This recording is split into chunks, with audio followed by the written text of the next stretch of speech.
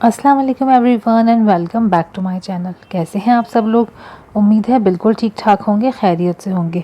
आज मैं आप लोगों के लिए शाम की हवेली में बाय रुखसाना निगार अदनान की एपिसोड नंबर 33 जो कि अगस्त के माहनामे में शाया हुई है लेकर आई हूँ। So let's get started. बाहर जैसे छाजो छाजमी ना बरस रहा था। तेज़ बारिश के तूफ़ान में उसने दरवाज़ा खोला और लम्हा भर को बेयकीन सी खड़ी रह गई। उसे यकीन ही नहीं आ रहा था, दिल की मुरादें ऐसे भी पूरी हो जाती हैं।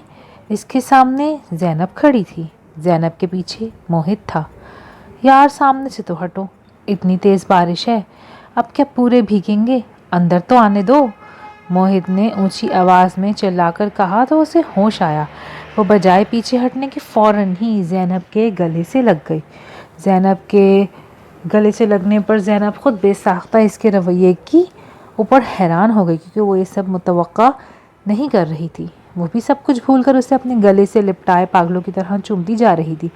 किसी अचानक खुशी की तरह दोनों जज्बात से मगलूब थीं। मिसेस कश्यप अभी ये मुकम्मल फिट नहीं, अल्लाह के लिए रहम करो इन पर, अंदर तो ले जाओ इन्हें। मोहित ने ज़बरदस्ती दोनों को अंदर की तरफ धकेला। इसी दम लाइट चली गई। इन पहाड़ों में लाइट का इस तरह जाना मामूल था। यहाँ लाइट आती कम थी, जाती ज़्यादा थी। वो दोनों अंदर आकर पलंग पर बैठ गईं। कश्यप फिर से ज़ैनब से लिपट गई। उसे वो भी बेआवाज़ आंसुओं से रोती हुई दिखाई दी और उदास भी। ज़ैनब ने इसके आंसू पोंछे और ख़ुद भी रोने लगी। कश्यप, आनी को कपड़े दो खुश्क, और प्लीज़ मुझे कुछ टॉवल दो, सारा भीग गया हूँ मैं भी। मोहित की दुहाई पर कश्यप को बादल न ख्वास्ता उठना ही पड़ा। वो मोहित को तौलिया और कपड़े देकर फिर ज़ैनब के पास आकर बैठ गई। मुझे आने का बताया क्यों नहीं? वो शिकवा करते हुए बोली। मुझे जब मोहित ने कॉल करके बताया कि मेरी कश्यप मुझे याद कर रही है, यकीन मानो मैंने घर से निकलने में ज़रा देर नहीं की। जो कपड़े हाथ लगे रखे और आ गई। ज़ैनब खुशी खुशी बता रही थी। आपने मुझे माफ़ कर दिया? ज़रा देर बाद उसे ख्याल आया तो कुछ शर्मिंदा सी होकर बोली, लो मैं भला तुमसे नाराज़ ही कब थी? इतनी प्यारी बेटी से कौन नाराज़ हो सकता है भला? वो इसका चेहरा हाथों में मोहब्बत से लेकर बोली, अब वाकई मुझसे नाराज़ नहीं है? कश्यप बेयकीन सी थी। नहीं ना, मैं नाराज़ नहीं हूँ, बिल्कुल भी नहीं। बस शर्मिंदा और नादिम थी कि मैंने बहुत पहले तुम्हें खुद ये सब क्यों नहीं बता दिया। बता देती तो तुम्हें शायद इतनी तकलीफ़ से गुजरना ही नहीं पड़ता। ज़ैनब ने सारा इल्ज़ाम खुद पर ले लिया। आनी, आपका दिल कितना बड़ा है ना। वो फिर से ज़ैनब से लिपट गई। बड़ा दिल एक खौफनाक बीमारी की निशानी होता है मैडम। मोहित तौलिए से सर रगड़ते हुए आकर उसे छेड़ते हुए बोला, आपको तो दिन रात बस बीमारियों का ही ख्याल आता है, डॉक्टर से शादी भी ना हो किसी की। वो रुख फेरते हुए बदमज़गी से बोली, और ज़रा शौक हुई तो ज़ैनब ने हैरत भरी खुशी से उसे देखा। कश्यप कितनी बदली बदली सी लग रही थी, खुश, मुतमईन और बहुत ज़िंदगी से भरपूर। वो ज़िंदगी जो शायद मैं उसे इतने सालों में ना दे सकी। इसने दिल में सोचा। उठे ना आनी, मैंने आपके कपड़े निकाल दिए हैं, और डार्क ब्लू अपना लॉन्ग स्वेटर तो ले आती, वो यहाँ खूब काम आता। यहाँ कितनी ठंड है, आपको बहुत जल्द अंदाज़ा हो जाएगा। और ये आपके सारे कपड़े कॉटन और लॉन के हैं, बेकार हैं सच्ची। उसे एक गरम सूट निकाल कर देते कश्यप इसके सूटकेस का जायज़ा लेते हुए अफसोस से बोली, और सिर्फ 4 सूट? आप क्या वापसी के ख्याल से आई हैं? हरगिज़ नहीं, मैं आपको वापस नहीं जाने दूंगी। मेरे पास ही रहेंगी अब आप यहाँ जब तक हम हैं तब तक रहेंगी। वो ज़ैनब का हाथ पकड़कर हिलाते हुए किसी ज़िद्दी बच्चे की तरह कह रही थी। ज़ैनब मोहित की तरफ देखकर खुलकर मुस्कुरा दी, जो खुद भी मुस्कुरा रहा था। यार इतना लंबा ट्रैवल करके आई हैं, कुछ तो ख्याल करो, बातें तो बाद में होती रहेंगी। आनी को चेंज करवा कर तुम इन्हें खाने के लिए कुछ दो। मैं फर्जंद अली से कहता हूँ, वो आकर आतिशदान में आग जला देगा। यहाँ तो हर चीज़ बर्फ़ की मानंद हो रही है। मोहित गीले कपड़े तब्दील करने के बाद भी सर्दी से ठठुर रहा था। कश्यप ने मोमबत्ती जलाकर ज़ैनब को कपड़े देकर वॉशरूम में भेज दिया। मोहित खामोशी से लालटेन जलाने लगा। आपने मुझे बताया क्यों नहीं कि आनी आ रही हैं? वो जल्दी जल्दी कमरा में बिखरा सामान समेटते हुए शिकायतन बोली। तो फिर सरप्राइज़ का मज़ा क्या रहता? यूँ भी मैं कुछ 50-50 हो रहा था। वो लालटेन ऊंची कॉर्नर्स पर रखते हुए बोला, क्या मतलब 50-50? यार तुम्हारा पता ही नहीं चलता, तुम कब नाराज़ हो और कब खुश, मुझे अंदाज़ा नहीं था। और तुम्हारे रिएक्शन का जो तुम आने के आने पर दिखाती। वो लालटेन की पीली रोशनी में उसका सुनहरा चमकता हुआ चेहरा देख रहा था। रुखसारों पर पड़ते लंबे पलकों की अक्स को मोहित देखता रह गया। कश्यप कुछ बोलने लगी, फिर मुंह बंद कर लिया और रुख फेर लिया। क्या हुआ, नाराज़ हो गई? मोहित ने उसे कंधों से पकड़कर होले से अपनी तरफ मोड़ा तो जैसे इसके पूरे बदन में करंट सा दौड़ गया। वो इस लिम्स की आदी थी ना तवक्को कर रही थी। प्लीज़। वो कसमसाकर इसकी कुर्बत से दूर हुई और तेज़ी से कमरे से निकल गई। मोहित बेहरकत गुमसुम सा खड़ा रह गया। कश्यप का रवैया उसकी समझ से बाहर था। वो अभी तक इस रिश्ते को उसके तमाम दर लवाजमात के साथ कबूल ही नहीं कर पाई थी। दोनों में इतने दिनों की बज़ाहिर क़ुर्बत के बावजूद सदियों की दूरी थी। दोनों ही इस दूरी में ख़ुद को महफूज समझ रहे थे। कोई भी इस खुद साख्ता दायरे को तोड़ने में पहल नहीं कर रहा था।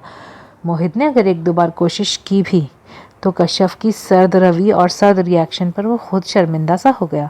शायद वो अभी मज़ीद वक्त लेना चाहती थी मोहित को इस मकाम पर तस्लीम करने के लिए जो इनके रिश्ते ने मोहित को दे दिया था। वो गहरा सांस लेकर खिड़की में खड़ा हो गया।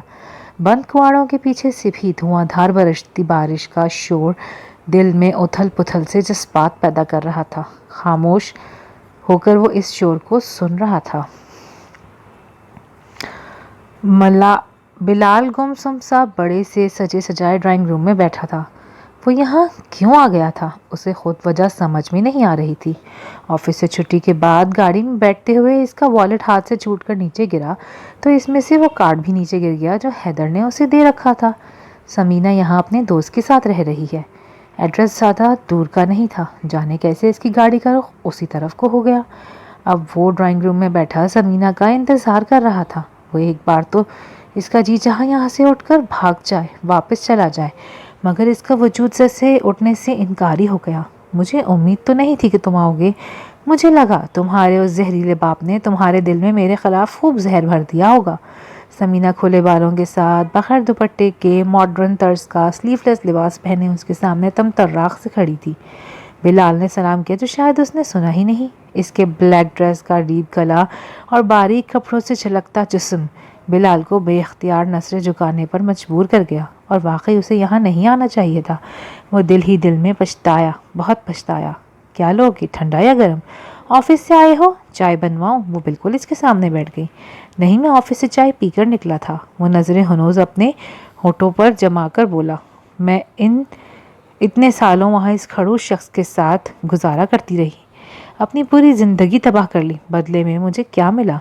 वो आज भी इसी लहजे में इसी दबदबे के साथ बात कर रही थी जो इसका खासा था। मैंने इससे तलाक नहीं मांगी थी।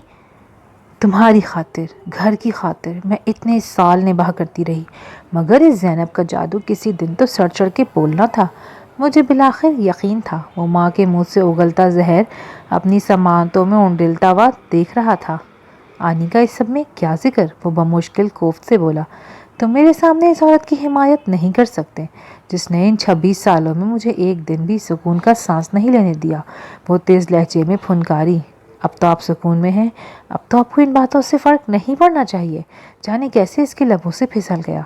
फ़र्क पड़ता है मेरी जूती को, वो हकारत से बोली। और मैं ज़ैनब को इस काबिल भी नहीं समझती कि इसका जिक्र भी करूं। अजीब घमंड बोल रहा था इनके हर अंदाज में।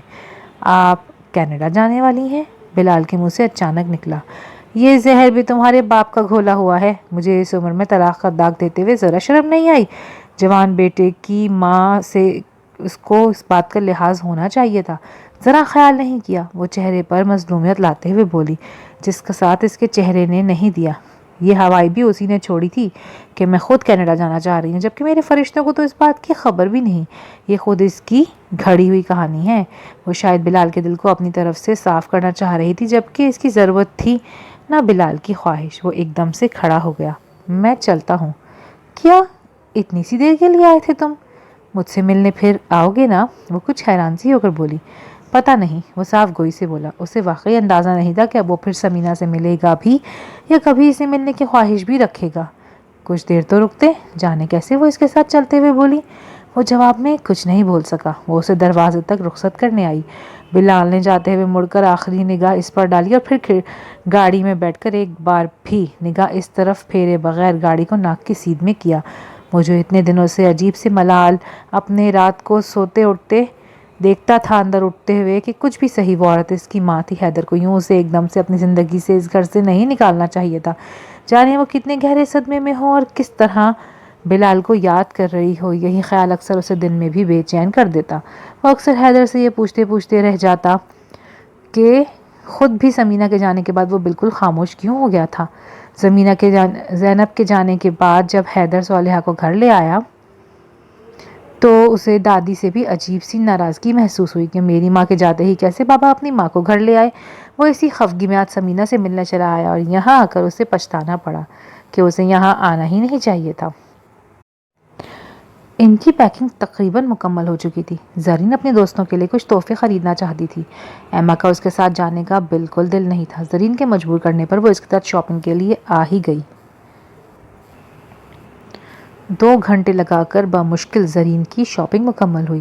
ماما بھوک لگ رہی ہے، کچھ کھا لیں فوڈ کورٹ میں؟ ایما جو بیزار سی تھی کچھ تھکے ہوئے سے انداز میں بولی۔ ہاں چلو چلتے ہیں، مجھے بھی پیاس لگ رہی ہے۔ دونوں بھاری شاپنگ بیگز اٹھائے فوڈ کورٹ میں آ گئیں۔ گہری شام رات میں ڈھل چکی تھی۔ ایما یوں کرو اب ایک ہی بار ڈنر کر لیتے ہیں، رات تو ہو ہی رہی ہے۔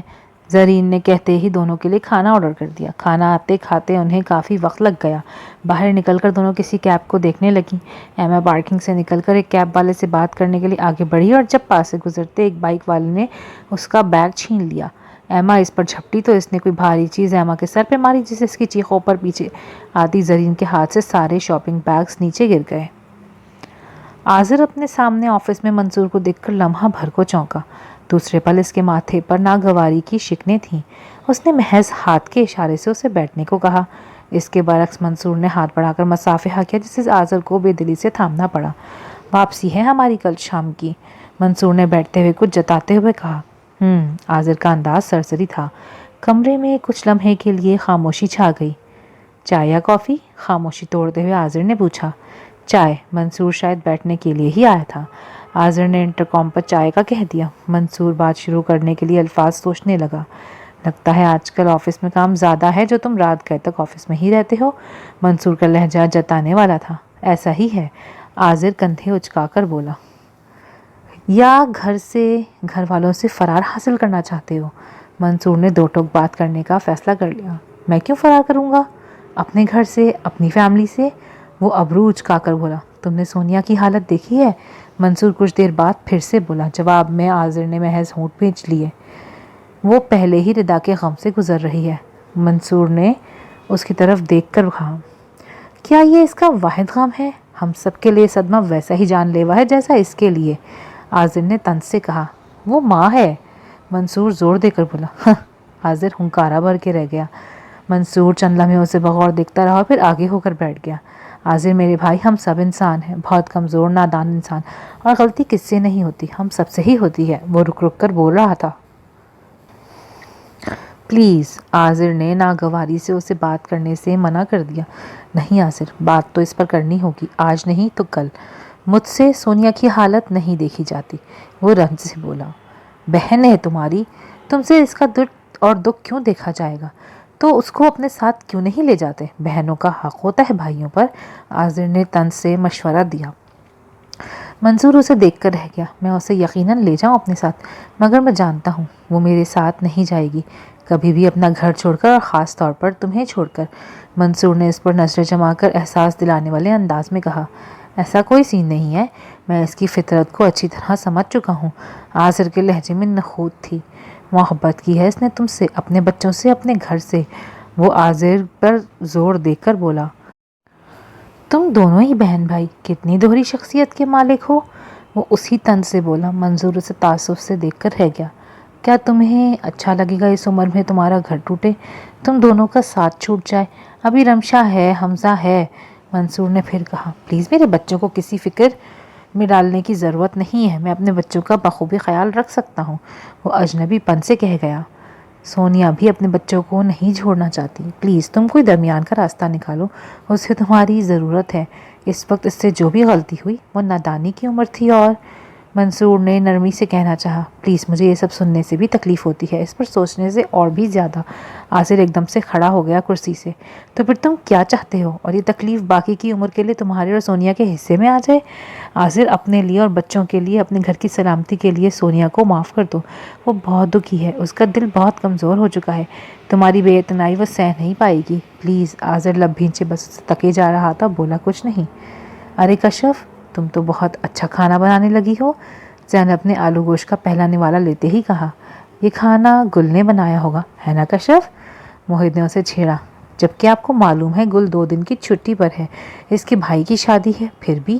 کشف تیز لہجے میں بولتی ایک دم سے آنکھوں میں آنسو لے آئی۔ اس کے آنسو دیکھ کر موہد کو لمحہ بھر کو شرمندگی سی ہوئی۔ کشف میری جان، موہد یوں ہی کہہ رہا ہے، تم دکھی کیوں ہو رہی ہو؟ زینب نے اسے پیار سے اپنے ساتھ لگایا۔ آنی، انہیں میرا کوئی بھی کام اچھا نہیں لگتا، ہر بات میں مجھے ٹوکتے ہیں جیسے میں بالکل کوئی اجڑ یا گوار ہوں۔ وہ باقاعدہ زینب سے لگ کر رونے لگی۔ ارے ارے ارے، خدا کا خوف کھاؤ، میرے منہ پہ جھوٹ بول رہی ہو یار۔ تم نے اس دن جو پالک گوشت بنایا تھا، جس میں پالک کے پتے شوربے میں تیر رہے تھے اور گوشت ربڑ کی طرح کھچ رہا تھا، میں خاموشی سے کھا گیا تھا، میں نے کچھ بھی نہیں کہا تھا تم سے، یاد ہے نا؟ اس نے جلدی جلدی اپنی طرف سے اسے منانے کی کوشش کی۔ دیکھا دیکھا آنی، میں نے اس دن اتنی فرصت اور محنت سے پالک گوشت بنایا، صرف گوشت تھوڑا گلا نہیں تھا، انہیں وہ بھی پسند نہیں آیا۔ وہ آنکھیں صاف کر کے بچوں کی طرح بولی۔ موہد بھائی، یہ کیا میں تمہاری شکایتیں سن رہی ہوں اپنی بیٹی سے؟ زینب نے موہد کو ہی گھرکا، اس نے بے اختیار ہاتھ جوڑ دیے۔ آپ کو لگتا ہے آنی میں ان محترمہ کو کچھ ایسا ویسا کہہ سکتا ہوں، یا یہ مجھے ایسا کچھ کرنے بھی دیں گی؟ وہ بے چارگی سے بولا۔ زینب مسکرا کے رہ گئی، اسے لگا جیسے وہ کوئی خواب دیکھ رہی ہے۔ اس طرح کے تو وہ خواب دیکھا کرتی تھی۔ جب حیدر اسے بس میں بٹھانے آیا، موہد کو اس کے سامنے کال کروائی، سارے سفر کے دوران یہ سوچ سوچ کر پریشان ہوتی رہی کہ پتہ نہیں کشف اس سے بات بھی کرے گی یا نہیں۔ اگر اس نے بات نہیں کی تو وہ یہ غم شاید سہار نہ سکے۔ اور یہاں جس طرح کشف اس سے ٹوٹ کے ملی، وہ اس وقت سے چپکے چپکے کتنی بار اپنی آنکھیں صاف کر چکی تھی۔ موہد کا فون آ رہا تھا مگر سگنل بار بار کٹ رہے تھے۔ آنی، حیدر انکل کا فون ہے، شاید وہ آپ کی خیریت سے پہنچنے کے بارے میں فکر مند ہوں گے، میں نے میسج کر دیا ہے، ابھی گیا نہیں، موسم بہتر ہوتا ہے تو یہاں فون کے سگنل بھی بہتر ہو جاتے ہیں۔ کشف اب کھانے کے برتن اٹھا رہی تھی، موہد فون میں مصروف تھا۔ زینب نے اپنے بیگ میں ہاتھ ڈال کر فون باہر نکالا، اس کے فون پر بھی حیدر کی مسڈ کالز تھیں۔ آنی، آپ تو قہوہ پئیں گی نا؟ یہ ڈاکٹر صاحب لازمی پیتے ہیں اس وقت۔ کشف اس کے پاس آ کر بیٹھ گئی۔ تم بیٹھ جاؤ، میں بنا لوں گی۔ زینب اس کی طرف پیار سے دیکھ کر بولے، خدا کے لیے آنی کو آتے ہی کام سے نہ لگا دینا۔ موہد باہر جاتے ہوئے اسے چھیڑ کر بولا، کشف میں بہت خوش ہوں کہ تم نے جذباتی پن میں اتنا بڑا قدم اٹھایا تھا، میرے رب نے اس کی لاج رکھ لی۔ موہد واقعی وہ شخص ہے جسے تمہارا جیون ساتھی ہونا چاہیے تھا۔ زینب اس کا ہاتھ اپنے ہاتھ میں لے کر بولی، تم خوش ہو نا کشف؟ وہ اس کی خاموشی پر بولی، پتہ نہیں آنی، لیکن یہ جگہ اتنی خوبصورت ہے کہ مجھے اب کچھ بھی یاد نہیں رہتا، نہ اپنی محرومیاں، نہ اپنے سارے جھگڑے جو میں نے آپ سے اپنے باپ کے لے کیے، اور نہ ہی لوگوں کے بدصورت رویے۔ وہ سوچ سوچ کے بول رہی تھی، لیکن تم نے میرے سوال کا جواب نہیں دیا، تم خوش ہو نا موہد کے ساتھ؟ وہ اس کو دیکھ کر بولی، آپ کو کیا لگتا ہے آنی؟ وہ الٹا اسی سے پوچھنے لگی، مجھے لگتا ہے تم سے زیادہ موہد بہت خوش ہے، وہ بار بار کسی بھی بہانے سے تمہیں مخاطب کرنا چاہتا ہے۔ وہ بے اختیار ہنس پڑی۔ آپ نے ٹھیک کہا آنی، موہد بہت خوش ہیں اور میں ان کی خوشی میں خوش ہوں۔ اور آنی، جس طرح موہد یہاں آ کر کام کر رہے ہیں، لوگوں کی مدد کر رہے ہیں، اتنی اپنائیت سے سب لوگوں کا علاج کرتے ہیں، ان سے اتنے مہربان انداز میں پیش آتے ہیں، شاید میں بھی ان کی جگہ ہوتی تو الجھن محسوس کرتی۔ مگر آنی، آپ نے ٹھیک کہا، موہد ہی وہ شخص ہے جسے میرا ہمسفر ہونا چاہیے تھا، میں واقعی خوش قسمت ہوں اس معاملے میں۔ اور اندر آتے موہد کے قدم وہیں ٹھٹک گئے، اسے لگا جیسے اس کا وجود ہواؤں میں اڑنے لگا۔ یہ تو اس نے سوچا تھا کہ کشف یہاں آ کر بدل گئی ہے، مگر اس حد تک بدل گئی ہے، اس کی محبت کو اپنی خوش قسمتی سمجھنے لگی ہے، یہ اس نے سوچا بھی نہیں تھا۔ وہ آہستہ سے مڑ کر بیرونی دروازہ کھول کر باہر نکل گیا۔ باہر بارش رک چکی تھی مگر تیز کٹیلی ہوائیں سارے وجود کو کاٹ رہی تھی، مگر موہد کو کچھ بھی محسوس نہیں ہو رہا تھا۔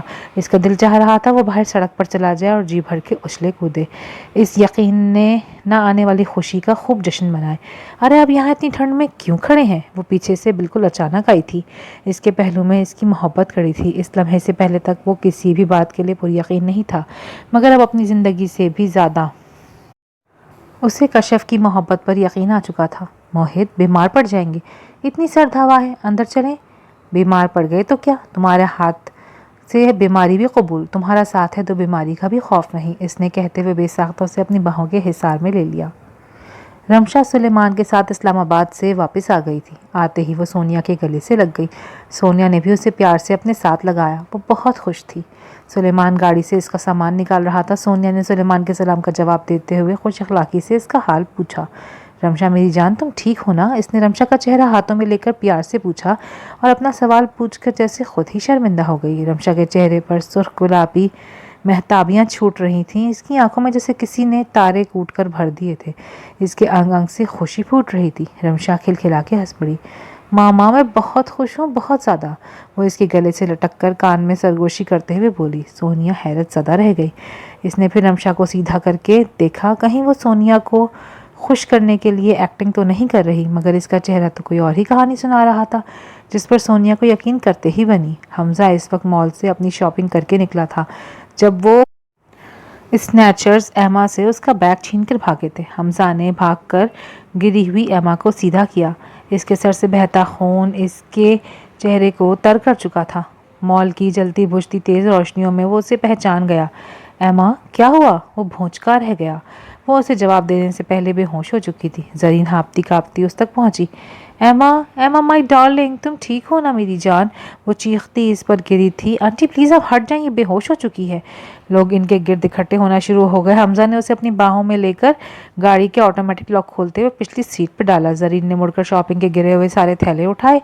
आप आंटी एमा के पास बैठे, कहीं ये गिर ना जाइए, बेहोश है। हमजा ने उजलत में कहकर ड्राइविंग सीट संभालते हुए तेजी से गाड़ी पार्किंग से निकाली और उड़ाता हुआ हॉस्पिटल ले गया। उसे रात भर बहुत अजीब ख्वाब आते रहे थे। कभी वो और बिलाल आउटिंग पर निकले हैं, बहुत खुशगवार मूड में बातें कर रहे हैं। कभी बिलाल के साथ मोहित भी आ जाता अपने ख़राब मूड के साथ। कभी वो अकेली किसी बस में बैठी है और बस पहाड़ों में अंदर ही अंदर जा रही है। वो इस ख्वाब की वहशत से घबराकर उठ बैठी। इलाके की मस्जिद से फजर की अजानों की आवाज़ें सुनाई दे रही थीं। उसने गर्दन मोड़कर दूसरे पलंग पर सोई हुई ज़ैनब को देखा। उसका बिस्तर खाली था। वॉशरूम से पानी गिरने की आवाज़ आ रही थी, शायद वो वज़ू करने गई थी। कश्यप आहिस्ता से उठकर दूसरे कमरे में आई, जहां मोहित गहरी नींद सो रहा था। उसे रात की बात याद आ गई जब मोहित ने उसे अपनी बाहों में लिया। वो सोचकर झींप कर रह गई और मुड़कर अपने बिस्तर पर आ गई। तुम इतनी जल्दी उठ गई? ज़ैनब वज़ू करके आई थी, उसे यूँ बैठे देखकर पूछने लगी। बहुत डरावना ख्वाब देखा था मैंने आनी, तो बस आँख खुल गई। वो शेनील की रज़ाई टांगों के गिर्द लपेटते हुए बोली। कमरा यकपस्ता सर्द हो रहा था। नींद में डरने वाली आदत अभी तक नहीं गई तुम्हारी? आनी, जाए नमाज अलमारी में है, मैं भी थोड़ी देर में नमाज पढ़ लूँगी, पहले आप पढ़ लें।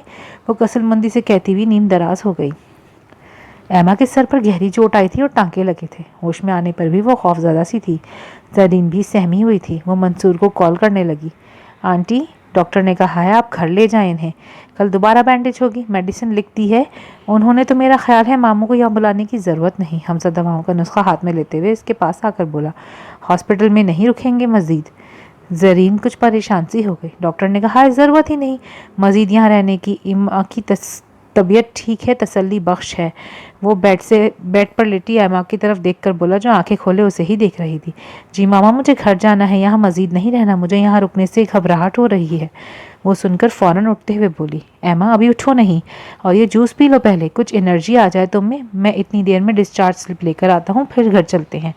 वो उसे जूस देकर बाहर निकल गया। मैं तो सोचती हूँ कि अगर हमजा उस वक्त फरिश्ता बनकर ना आ जाता तो हमें कितनी परेशानी होती। जरीन हमजा के जाने पर बोली। एमा खामोशी से जूस पीने लगी। एमा, तुम्हारे बैग में कुछ कीमती तो नहीं था? आई मीन ज्वेलरी वगैरह? जरीन को याद आया तो पूछने लगी। मॉम, अभी मुझे कुछ ठीक से याद नहीं। वो अपनी कनपट्टी दबाकर बोली। ओके ओके, तुम स्ट्रेस ना लो, कुछ होगा भी तो तुम्हारी जान का सदका गया, टेंशन लेने की ज़रूरत नहीं। जरीन से लहराकर इसकी तरफ तसल्ली भरे अंदाज में देखने लगी। मुझे वहाँ नहीं जाना चाहिए था बाबा, बिलाल ने चाय का मग हैदर की मेज़ पर लाकर रखते हुए अफसरदगी से कहा। हैदर ने चौंक कर उसकी तरफ देखा और यूं ही सर हिला दिया। वो माँ है तुम्हारी, कुछ भी कहो तुम। वो कुछ देर ऐनक उतार कर हाथ में पकड़ी फाइल देखते हुए बोला, माँ काश ना होती। वो तलखी से बड़बड़ाया। हैदर उसको देखकर रह गया। अम्मा सो गई क्या? वो ज़रा देर बाद शायद मौजू बदलने को बोला। जी सो गई हैं। आप क्यों नहीं सोए? वो इसके पास ही बैठ गया। ये एक रिपोर्ट तैयार करनी थी, सारी रात इसी में निकल गई। हैदर ने फाइल की तरफ इशारा करते हुए कहा। आनी चली गई कश्यप के पास? वो कुछ देर बाद तवक्कुफ करके बोला। یہ اچھا ہی ہوگا اس کی صحت کے لیے بھی. یوں بھی کشف کے جانے کا غم اس نے جی کو لگا رکھا تھا. حیدر نے رک کر کہا، اور اگر کشف وہاں جا کر ان کے ساتھ ٹھیک نہیں ہوئی، اس نے آنی کے ساتھ پھر بدتمیزی کی؟ نہیں، میرا خیال ہے کشف بھی زینب کے بغیر نہیں رہ سکتی. موہد نے کشف کی نیم رضامندی دیکھ کر ہی زینب کو وہاں بلایا ہے. بلال نے بے ساختہ ہونٹ بھینچ لیے. حیدر چائے پیتے ہوئے اسے دیکھنے لگا. بلال، بہتر ہے تم بھی اب اپنی زندگی کے بارے میں سوچو. وہ کچھ دیر بعد بولے، مجھے کیا سوچنا ہے بابا، میں خوش ہوں. وہ پھیکے پن سے بولا، سنو، میرے دوست ہیں اصفر بھائی، ان کی بیٹی سدرا نے اسی سال ماس کمیونیکیشن میں ماسٹرز کیا ہے. اصفر بھائی نے مجھے اس کے لیے کسی رشتے کا کہا ہے، اور یقین جانو میرے دل میں پہلا خیال تمہارا ہی آیا تھا. ملے ہونا تم سدرا سے، بہت پیاری، محبت کرنے والی، خوش اخلاق بچی ہے. پھر سمرا بھابی نے اس کی تربیت بھی بہت اچھے انداز میں کی ہے. کیا کہتے ہو تم؟ میں کیا کہوں، ابھی میں نے اس بارے میں کچھ سوچا ہی نہیں. نہیں سوچا تو سوچ لو، شادی تو بہرحال کرنی ہے نا. اماں گھر میں اکیلی ہوتی ہیں، انہیں بھی کسی کا ساتھ چاہیے. وہ اسے احساس دلانے کو بولے. وہ بے ساختہ ہنس پڑا. ہنسے کیوں؟ وہ کوفت سے بولے، اب کیا اماں کے لیے میں شادی کروں؟ عجیب بات کر دی آپ نے. وہ اٹھ کھڑا ہوا. بلال، میں نے جو کہا ہے وہ مذاق نہیں، آئی ایم سیریس یار. وہ زور دیتے ہوئے بولے، بابا مجھے کچھ وقت تو دیں سوچنے کے لیے. وہ کچھ جھلا کر بولا، میں فوراً ہی تو ہاں نہیں کر سکتا نا. کیا تمہیں کوئی پسند ہے؟ اچانک ان کے منہ سے پھسلا اور دونوں بے اختیار ایک دوسرے کو دیکھ کر نظریں چرا کر رہ گئے. چلو ٹھیک ہے، تم سوچ لو، مگر زیادہ وقت نہیں لینا. اصفر سدرا کے سلسلے میں جلدی چاہ رہا ہے، ایسا نہ ہو کہ اچھی لڑکی ہاتھ سے نکل جائے. اوفو بابا، آپ تو ایسی جلدی کر رہے ہیں جیسے وہ دنیا میں ایک ہی لڑکی رہ گئی ہے میرے پیچھے. میں دیکھوں گا اور آپ کو بتا دوں گا. وہ کہہ کر رکا نہیں. حیدر ٹھنڈی ہوتی چائے پیتے ہوئے کچھ سوچنے لگا. آذر بہت رات گئی گھر آیا تھا. اس کے چہرے پر تھکن تھی، جسمانی تھکن سے زیادہ ذہنی تھکن تھی. وہ منصور کے جانے کے بعد اس کی ایک ایک بات کو سوچ سوچ کر خود کو تھکا رہا تھا، اور اس کا ہٹ دھرم ضدی دل اس بات پر راضی قطعاً نہیں تھا کہ وہ سونیا کو کسی بھی طرح معاف کر دے یا اس کی اتنی بڑی خطا درگزر کر دے. وہ تھکے ہوئے انداز میں بیڈ روم میں داخل ہوا اور چونک گیا. سونیا صوفے پہ یوں بیٹھی تھی جیسے اس کا ہی انتظار کر رہی ہو. کئی دنوں سے اس کے کہنے پر سونیا ردا کے کمرے میں سو رہی تھی، تو آج پھر یہ یہاں. آذر کے ماتھے پر بل پڑ گئے. کھانا لاؤں آپ کے لیے؟ وہ اس کے ہاتھ سے بیگ لیتے ہوئے بولی. آذر نے ہاتھ پیچھے کرتے ہوئے بیگ خود ایک طرف رکھ دیا. نہیں، وہ قطعی انداز میں بولا. آپ کا انتظار کر رہی تھی میں کھانے کے لیے. وہ کچھ بے بسی سے بولی. میں نے تم سے کہا تھا کہ تم میرا انتظار کرو. وہ درستی سے پوچھنے لگا. وہ بے بس اسے دیکھ کر رہ گئی. آذر، وہ خشک ہونٹوں پر زبان پھیر کر بولی، مجھے معاف کر دیں پلیز. اگر میں معافی کے قابل نہیں ہوں تو وہ اللہ کا واسطہ دیتی ہوں آپ کو، اپنی ردا کے صدقے مجھے معاف کر دیں. وہ اس کے آگے ہاتھ جوڑ کر بے اختیار پھوٹ پھوٹ کر رو دی. وہ بے تاثر نظروں سے اسے دیکھتا رہ گیا. تم جانتی ہو تمہاری یہ جھوٹی لفظی اور یہ ڈرامے مجھ پر اب اثر نہیں کر سکتے. بیکار میں اپنی انرجی ویسٹ مت کرو. وہ کوٹ ہینگ کرتے ہوئے سرد لہجے میں بولا. میں جانتی ہوں آپ کا دل نہ میرے آنسو موم کر سکتے ہیں نہ میرے جوڑے ہاتھ، لیکن پھر بھی مجھے آپ سے معافی مانگنی ہے. میں نے جو کیا غلط کیا. اس سے بھی زیادہ غلط یہ کیا کہ شادی سے پہلے آپ کو کچھ نہیں بتایا. وہ آنسو بہاتے ہوئے کہہ رہی تھی. میرا یقین کریں، میں آپ کو سب کچھ بتانا چاہتی تھی، لیکن اماں نے مجھے میرے مرے ہوئے باپ کی قسم دے کر مجبور کر دیا تھا کہ میں آپ کو کچھ بھی نہیں بتاؤں. وہ آنسو روکتے ہوئے صاف کرتے ہوئے بولی. تو اب ان باتوں کا کیا فائدہ جن سے مجھے کوئی مطلب ہی نہیں. وہ اپنے مخصوص روکھے لہجے میں بولا. شاید اپنے بچوں کے لیے، اپنے گھر کے لیے، میرے لیے نہ صحیح، میں نے آپ کی ساری عمر دل و جان سے خدمت کی ہے. آپ کی اماں جان کی خوشی کی خاطر میں نے کبھی زبان نہیں کھولی. کیا احسان کر دیا تم نے یہ سب کر کے؟ بدلے میں تم نے زمانے بھر کی آسائشیں راحتیں نہیں دیکھیں، اور بدلے میں تم نے مجھے کیا دیا؟ زمانے بھر کی خیانت، جھوٹ، بے وفائی، دھوکہ. وہ غصے میں بولا. پاپا، ماما نے جو کچھ بھی کیا جان بوجھ کر نہیں کیا. ان سے غلطی ہوگی، اور غلطی کسی سے بھی ہو سکتی ہے، مجھ سے بھی ہو سکتی ہے. اگر ایسی غلطی میں کر دوں تو کیا آپ چاہیں گے کہ سلیمان مجھے کبھی معاف نہ کریں، مجھے گھر سے یا اپنی زندگی سے نکال دیں؟ رمشا جانے کس وقت وہاں آ گئی تھی. بابا، آپ کو اس ضد اور انا کو چھوڑنا پڑے گا، اور آپ کی اسی ضد اور انا کی وجہ سے ردا آپی اس دنیا سے اتنی جلدی چلی گئیں. کیا بکواس کر رہی ہو؟ ردا میری وجہ سے نہیں تو آپ کی وجہ سے ہی مری ہیں وہ. اگر آپ راضی ہو جاتے اس لڑکے کے لیے تو شاید میری بہن کبھی نہ مرتی. رمشا جواباً چلا کر بولی. اور آذر کا پہلی بار رمشا کی اتنی اونچی آواز سن کر سر جھک گیا. اگر آپ ہی بھی آپ کی نافرمانی کر کے فرحان کے ساتھ چلی جاتی تو آپ کیا کر لیتے؟ انہوں نے آپ کی فرما برداری کی، اور اجر میں کیا ملا؟ پاپا، اگر مما آپ سے ایکسکیوز کر رہی ہیں یا اپنی غلطی مان رہی ہیں تو پلیز انہیں معاف کر دیں، کیونکہ غلطی تو اللہ بھی معاف کر دیتا ہے. مجھے انسان ہی رہنے دو. وہ منہ میں بڑبڑا دیا. اسی لیے تو کہہ رہی ہوں کہ آپ اللہ سے بڑھ کر نہیں. پلیز پاپا، آپ ختم کریں ان ضد کو. کہیں آپ کی ضد ماما کی جان نہ لے تو پھر میں اور حمزہ اللہ کی قسم آپ کی شکل کبھی نہیں دیکھیں گے. وہ قطعی لہجے میں بولی تو آذر ششدر سا اسے دیکھتا رہ گیا. اسی وقت حمزہ زخمی ایما کو سہارا دیتے اندر لا رہا تھا۔ ان کے پیچھے زرین تھی۔ باہر نکلتی سونیا وہیں انہیں دیکھتی رہ گئی۔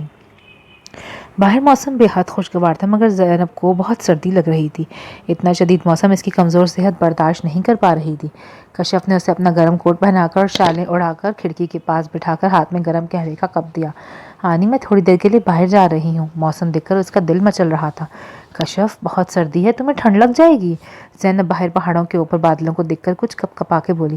آنی نہیں لگتی ٹھنڈ، اب تو بہت دن ہو گئے، میں عادی ہو گئی ہوں اس موسم کی، پلیز جانے دیں، بس گھنٹے بھر میں آ جاؤں گی۔ آپ کو کچھ چاہیے ہو تو گل سے کچن میں آواز دے کر منگوا لیجیے گا۔ اور زینب کا جواب سننے بغیر شال اپنے کندھوں کے گرد لپیٹتی باہر نکل گئی۔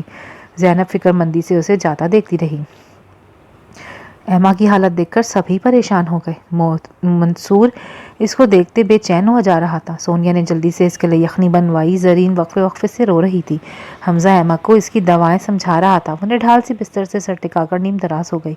حمزہ تم رہنے دو، دوائی میں دوں گی، ابھی تم ایما کو ڈسٹرب مت کرو۔ رمشا نے ایما کے چہرے کی پیلی پڑتی رنگت دیکھی تو حمزہ سر ہلا کر رہ گیا۔ عاذر اس سارے میں بالکل خاموش کھڑا تھا، پھر وہ جیسے بیزار سا ہو کر باہر نکل گیا۔ حمزہ اس سے پہلے باہر جا چکا تھا۔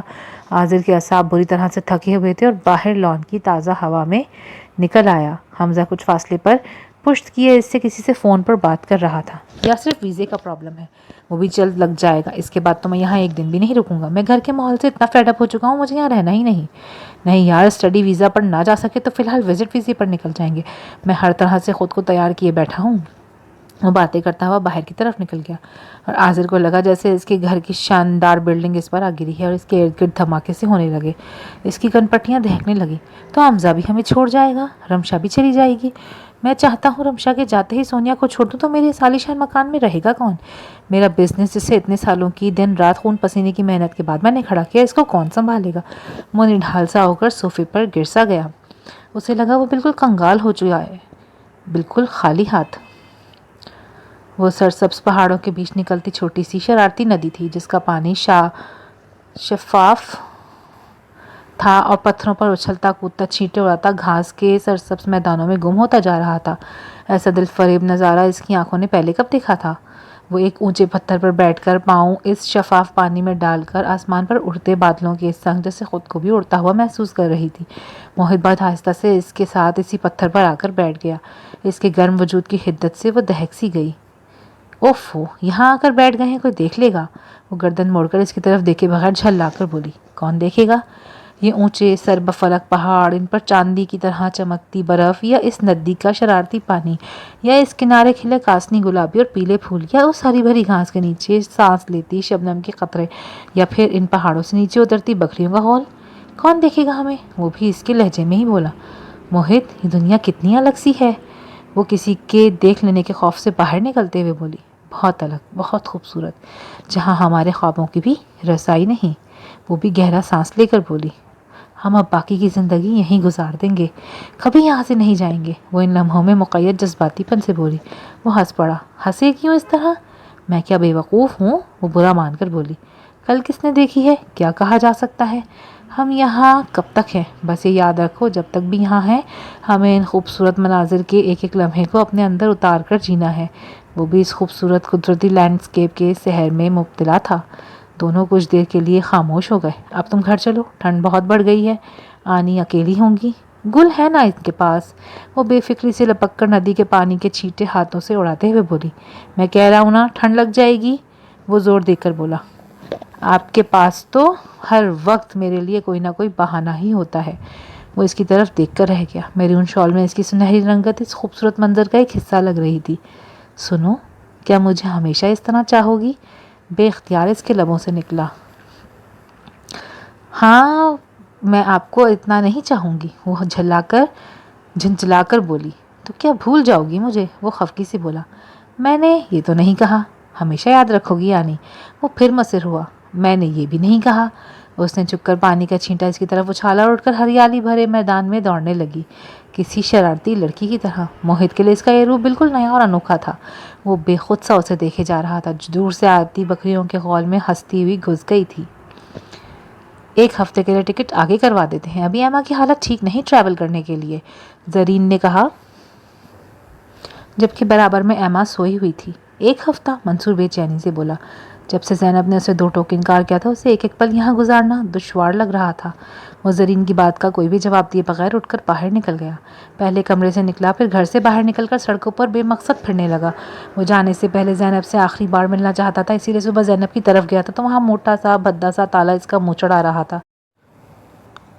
اس کا کافی دیر وہاں کھڑے رہنے کے بعد جب تالا اس کا منہ چڑھاتا رہا، زینب کو کال کی، اس نے انتظار کیا مگر رابطہ نہ ہو سکا۔ بطول خالہ نے باہر نکل کر بتایا کہ زینب اپنی بیٹی داماد کے پاس چلی گئی ہے، ایبٹ آباد سے آگے کا کوئی علاقہ ہے۔ وہ جواب میں خاموشی سے پلٹ گیا۔ اگر ہم ایما کے لیے 1 ہفتہ رکتے ہیں تو کیا پتا زینب اس دوران واپس آ جائے۔ اس نے یوں ہی سڑکیں ناپتے خود کو تسلی دی۔ زینب نے دوسرے کمرے میں ضد کر کے اپنا بستر لگوا لیا تھا۔ وہ کمرہ کچن کے ساتھ ہونے کی وجہ سے قدرے گرم بھی تھا۔ وہ تینوں کھانا کھانے کے بعد قہوہ پیتے یوں ہی باتیں کر رہے تھے جب دروازہ زور زور سے بجا۔ آج خلاف معمول آسمان صاف تھا، نہ بادل تھے نہ بارش کا شور شرابہ۔ ڈاکٹر صاحب، ساتھ والے گاؤں سے 2 آدمی آئے ہیں، میرے ننیالی رشتہ دار ہیں۔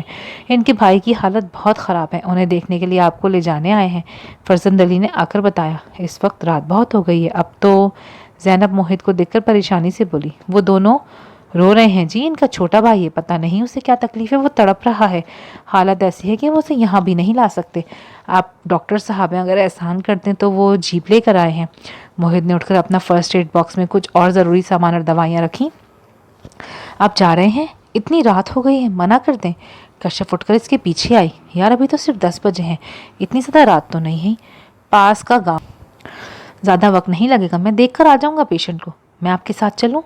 وہ جھٹ سے بولی۔ آپ کیا ڈاکٹر ہیں؟ وہ اسے چھیڑ کر بولا۔ میں جانتی تھی کسی دن آپ کے منہ سے یہ ضرور نکلے گا، اچھا تھا کسی ڈاکٹر سے ہی شادی کر لیتے۔ وہ روٹ کر بولی۔ زیادہ اچھا یہ ہوتا کہ کسی ڈاکٹر سے شادی نہیں کی بلکہ تم سے کر لی، جس نے میری زندگی کو ایسی خوشی سے بھر دیا جس کی شاید میں نے کبھی تمنا بھی نہیں کی تھی۔ تم کشف شاید میری کسی بھولی ہوئی دعا کا اجر ہو۔ وہ مدھم جذباتی لہجے میں کہہ رہا تھا اور کشف بالکل ساکت تھی۔ اس طرح کا اظہار تو موہت نے پہلے کبھی نہیں کیا تھا۔ اس کا دل اتھل پتھل ہو کر رہ گیا۔ اچھا بس نہ جائیں، منع کر دیں انہیں، وہ اپنے دل کو سنبھالتے ہوئے بولی۔ ہماری فیلڈ میں نہ نہیں کی جاتی، میں گھنٹہ بھر میں آ جاؤں گا، اتنے میں تم آنی کے ساتھ باتیں کرو۔ مجھے آج تم سے واپس آ کر بہت ساری باتیں کرنی ہیں جو اتنے دنوں سے میں نہیں کر سکا، میرے آنے تک سونا جانا۔